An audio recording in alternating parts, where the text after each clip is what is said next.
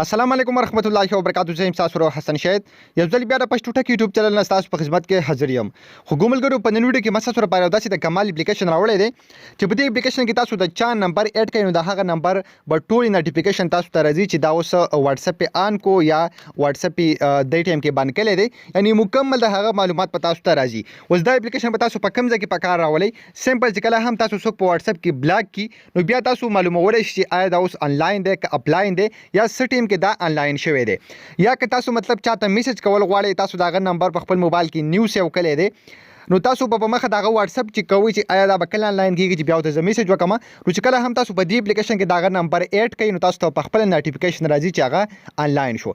نو ډیر زیات کمال اپلیکیشن دی دا تاسو په هر ټایم کې په کار باندې شیر اوستلې. اوس دې اپلیکیشن کې به تاسو مطلب نمبر څنګه اډ کوئ دا به تاسو په کار باندې څنګه راولي دغه ټوله طریقه بالکل سټیپ بای سټیپ تاسو ته خایم. خو ردی نه مخکې کوم وروسته پرې تاسو زموږ چینل په شورټ ټکنی سبسکرایب کړئ، دا ضرور سبسکرایب کړئ او زموږ د فیسبوک پیج سره هم لایک کړئ او دا ویډیو د خپل مرګرو سره ضرور شیر کړئ.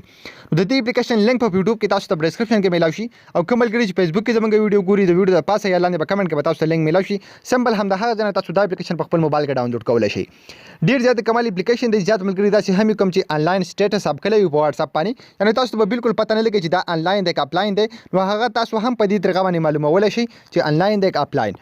نو کله چې هم تاسو دا اپلیکیشن په خپل موبایل کې ډاونلوډ کو تاسو انسټال کو بیا به څه وکړئ سمپل دا به دغه رقم اوپن کړئ. کله چې تاسو اوپن کوئ ولته پکې فسټ اف آل ما خپل تاسو ته کړی خپل واتساپ پکې ما اډ کړی دی نو دلته ما دا هم شو کوي چې څومره ټایم زما وشو چې زه آنلاین یم. ورسره تاسو دلته یو اکټیو سټیټس آپشن هم درکړی تاسو ته کوي دا به سمپل تاسو دې ځای اکټیو کوئ دا رقم نو تاسو ته بیا هر نوټیفیکیشن راځي. اوس په دې کې به تاسو بل واتساپ نمبر څنګه اډ کوئ تاسو سمپل پر یو پلس نشان درکړی.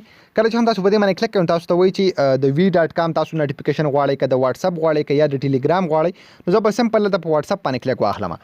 کله چې هم زه په واتساپ باندې کلیک کوم نو بدی کې به تاسو نمبر څنګه لیکئ، مطلب اوس د پاکستان نمبر دی نو د هغې نه به مخکې تاسو لاول 0092 ولیکئ، بیا به تاسو بل زیرو د نمبر سره نه لیکئ، مطلب زه ولیکم 301 تاسو ته ښکاري دغه شان به تاسو ولیکئ 00 بیا به تاسو 92 ولیکئ. ورسره که تاسو د افغانستان سره تعلق ساتئ نو هلته به تاسو مطلب 0093 ولیکئ. په دغه رقم به تاسو د خپل موبایل نمبر لیکئ، یا که د هر چا تاسو نوټیفیکیشن اخیستل غواړئ چې تاسو ټیم آنلاین کیږي سټیم اپلاین کیږي نو تاسو به هغه نمبر ته په دغه طریقه باندې ولیکئ.